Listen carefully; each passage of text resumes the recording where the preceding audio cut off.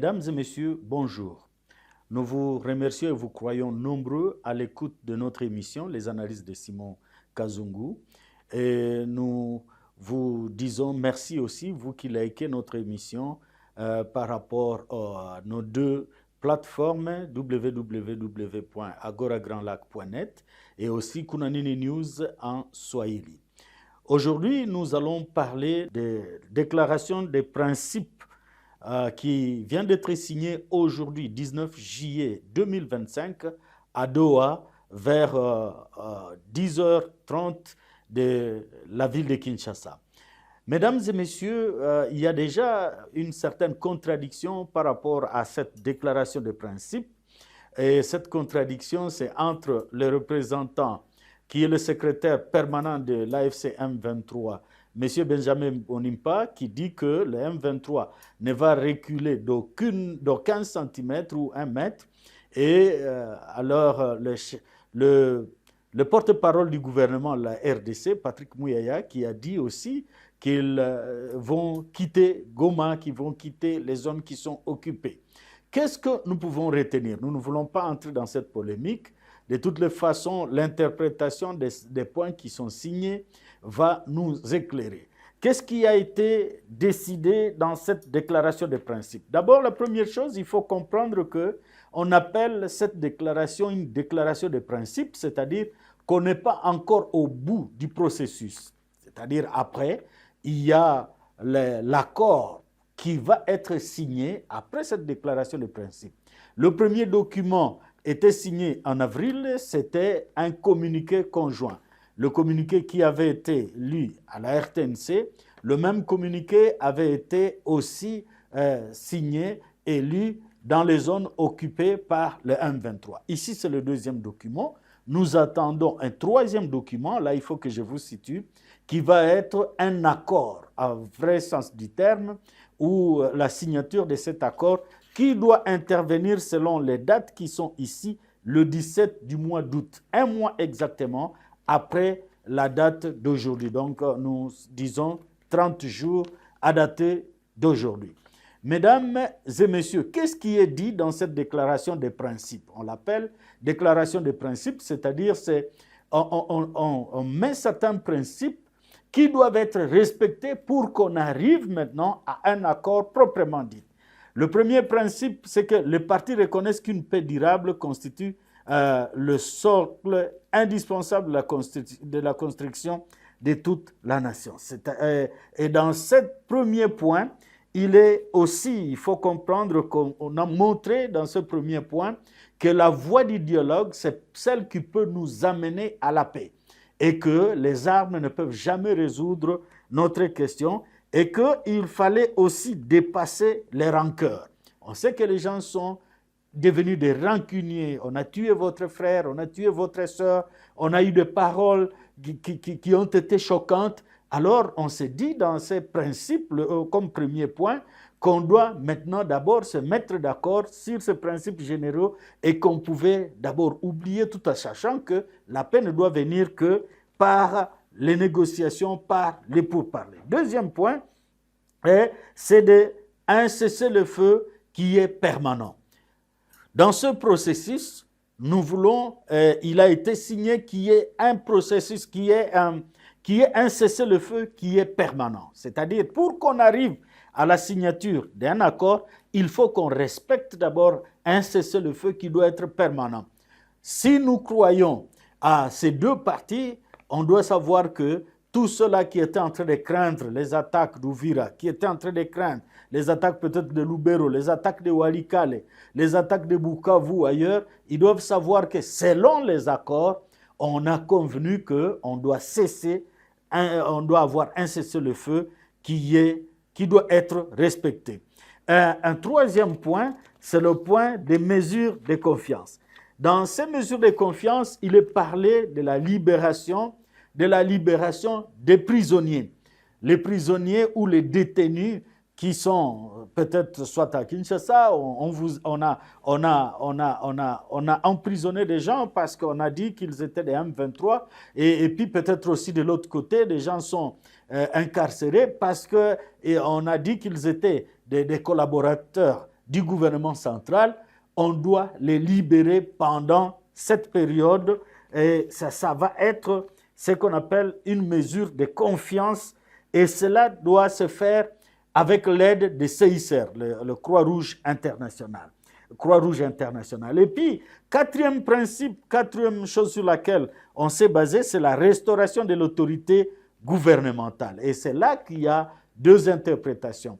Dans la restauration de l'autorité gouvernementale, il est dit, les partis reconnaissent que la restauration de l'autorité de l'État est la conséquence logique au règlement efficace des causes du conflit à travers un accord de paix durable.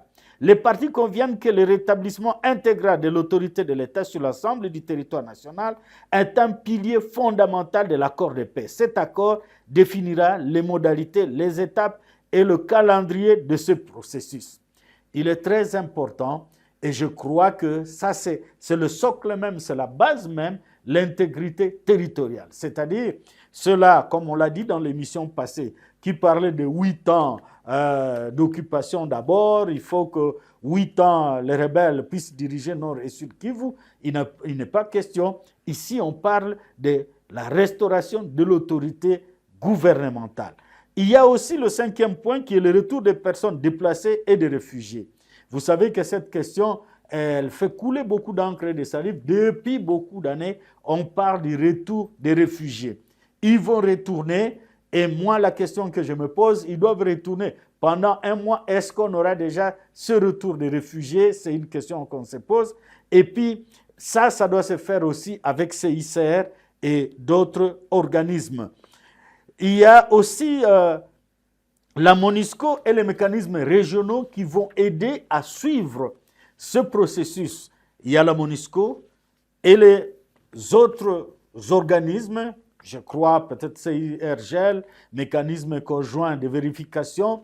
Il y a beaucoup de mécanismes qui doivent se faire et on doit surveiller ce qui est en train de se passer.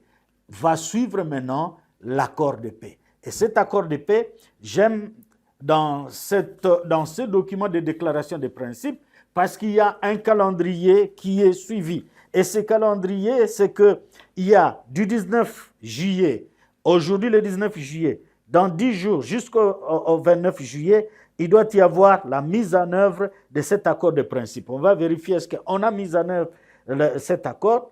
Et à partir du 8 août, c'est le lancement des discussions.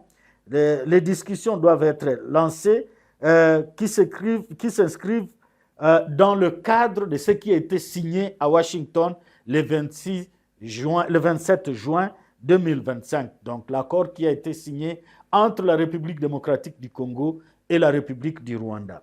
Voilà, et le 17 août, c'est maintenant la signature de l'accord. Voilà, mesdames et messieurs, ce qui est comme un résumé, et là nous avons juste interprété ce qui a été signé comme accord de principe. Mais qu'est-ce que nous pouvons retenir et quelle est l'analyse que nous faisons de cet accord de principe? 1.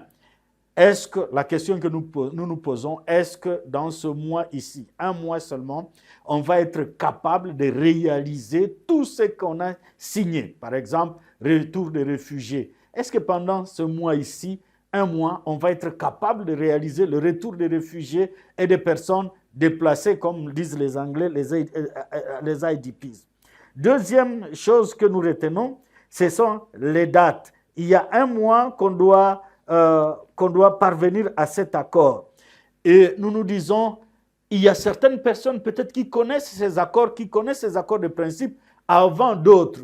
Je me souviens de la semaine passée, la semaine qui vient de s'écouler, où la MONUSCO a lancé déjà des communiqués pour dire ceux qui veulent rentrer à Goma, qui se sont déplacés, ils peuvent se préparer parce que d'un moment à l'autre, on doit retourner à Goma. Est-ce que la MONUSCO est parmi les gens qui ont préparé ce texte? C'est une question que nous nous posons et nous croyons qu'il y a, avant les signatures, avant certains accords, il y a des gens qui peuvent lire déjà dans l'enveloppe et qui sont en train de travailler certaines histoires que nous ne connaissons pas, nous, la simple population. La population, tout ce français, elle n'en a pas besoin. La population, c'est de dire, est-ce que nous allons rentrer à Goma?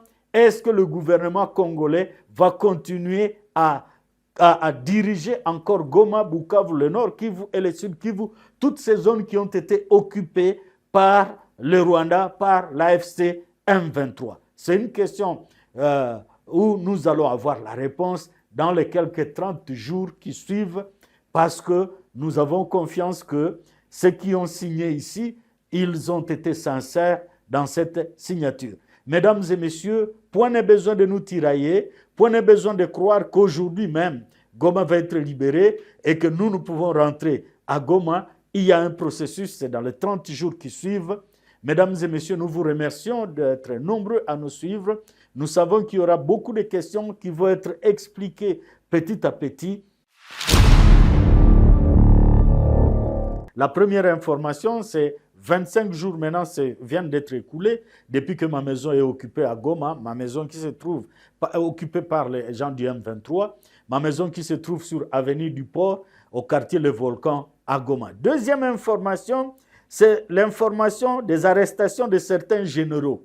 Et ça ne fait pas trop de bruit parce que ces généraux-là, ils ne sont pas des swahiliphones, ils sont loubaphones. Et on s'est dit pourquoi, quand on a arrêté des gens qui parlaient swahili, c'était des choses qui faisaient trop de bruit. Maintenant, ce sont des généraux et des militaires qui parlent Chiluba, on n'en fait pas du bruit. Troisième information, c'est la polémique autour des filles enceintes qui doivent continuer à étudier ou ne pas étudier. Déjà, les catholiques, les écoles conventionnées catholiques refusent cette mesure qui a été prise par le ministère de l'EPST. Nous allons observer ce qui va se passer. Et moi, j'ajoute, pourquoi on vise seulement les filles? On ne vise jamais les garçons qui ont engrossé les filles qui sont considérées comme des victimes de grossesse. Mesdames et messieurs, nous vous remercions d'avoir été nombreux à l'écoute et à nous suivre dans cette émission, les analyses de Simon Kazungu. À la prochaine et ciao.